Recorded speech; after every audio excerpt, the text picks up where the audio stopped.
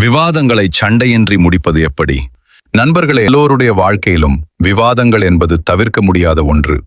அது கணவன் மனைவிக்குள்ளாக இருக்கலாம், நண்பர்களிடம் இருக்கலாம், அல்லது அலுவலகத்தில் இருக்கலாம். பல நேரங்களில் ஒரு சாதாரண பேச்சு தேவையில்லாத சண்டையில் போய் முடியும். அப்புறம் ஏண்டா பேசினோம் என்று வருத்தப்படுவோம். இன்று நாம் பார்க்க போவது எந்த ஒரு விவாதத்தையும் சண்டையாக மாற்றாமல் உங்களுடைய கருத்தை எப்படி புரிய வைப்பது என்பதற்கான 5 சக்தி வாய்ந்த உளவியல் வழிகள். 1. நீ என்பதற்கு பதில் நான். முதலில் உங்கள் வார்த்தைகளை மாற்றுங்கள். பெரும்பாலும் நாம் சண்டையிடும்போது நீ ஏன் இப்படி செய்தாய், நீ எப்போதும் இப்படித்தான் என்று எதிர்த்தரப்பினரை நேரடியாக குற்றம் சாட்டுவோம். You statement. இது அவர்களை பாதுகாப்பற்ற நிலைக்கு தள்ளி கோபத்தை உண்டாக்கும். அதற்கு பதிலாக நான் ஐ ஸ்டேட்மெண்ட் என்பதை பயன்படுத்துங்கள்.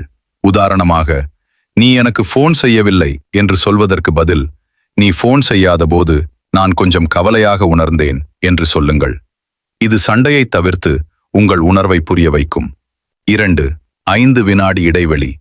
இரண்டாவது ரகசியம், கோபத்தில் எதையாவது பேசுவதற்கு முன்னால் மனதிற்குள் 5 வரை எண்ணுங்கள். ஆத்திரத்தில் வரும் வார்த்தைகள் புத்தியை சிதைக்கும். ஒரு சிறிய அமைதி அந்த இடத்தின் சூட்டை குறைக்கும். நீங்கள் நிதானமாக பேசும்போது அடுத்தவர்களும் கத்துவதை நிறுத்திவிட்டு உங்கள் பேச்சை கேட்கத் தொடங்குவார்கள். 3.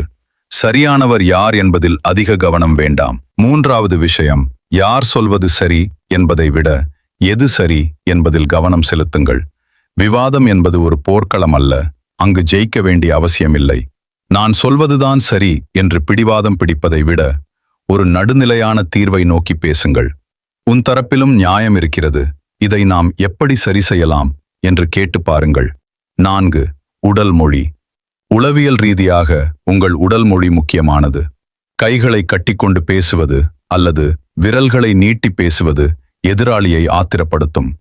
கைகளை தளர்வாக வைத்து நேருக்கு நேர் பார்த்து மென்மையான குரலில் பேசுங்கள். உங்கள் குரல் உயரும்போது சண்டையின் தீவிரம் தானாகவே கூடிவிடும் என்பதை நினைவில் கொள்ளுங்கள். 5. எப்போது நிறுத்த வேண்டும் என தெரிந்திருக்க வேண்டும்.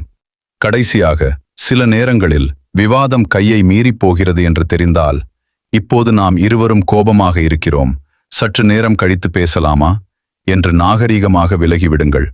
இது பலவீனம் அல்ல, புத்திசாலித்தனம். உறவுகளை காப்பாற்றிக் கொள்ள ஒரு விவாதத்தில் தோற்றுப்போவது தவறில்லை. இந்த 5 டிப்ஸையும் முயற்சி செய்து பாருங்கள். உங்கள் அனுபவம் என்ன என்பதை கமெண்ட் செய்யுங்கள். இந்த வீடியோ பயனுடையதாக இருந்தால் உங்கள் அன்புக்குரியவர்களுக்கும் ஷேர் பண்ணுங்க.